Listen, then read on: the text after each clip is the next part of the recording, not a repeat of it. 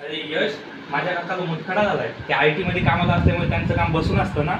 अरे हो, आयुर्वेदामध्ये पण सांगितलं आहे की मूत्रवेगाचे धारण केल्यामुळे असे अनेक लक्षण दिसतात, जसे की अंगभंग, बस्ती, मेढ्रवंशन वेदना, मूत्रस्य रोगात पूर्वेच्या प्राय रोगात तदौषध. हे पण याचा अर्थ काय? आणि याचा अर्थ असा आहे की मूत्रवेगाचे जर आपण धारण केले त्यामुळे आपले अंग दुखणे, मेंढर, बस्ती, वंशन या ठिकाणी सूल येणे असे अनेक असे लक्षणं दिसतात. सर, मग त्या मूत्रवेगावर उपाय काय?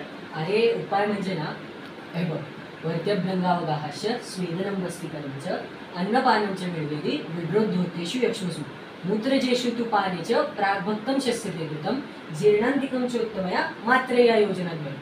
म्हणजे मूत्रवेगावर त्यांनी दोनदा घृतपान सांगितलेलं आहे, एक जेवणाच्या आधी व एक जेवणाच्या नंतर, आणि अवगाव बस्ती सांगितलेलं आहे.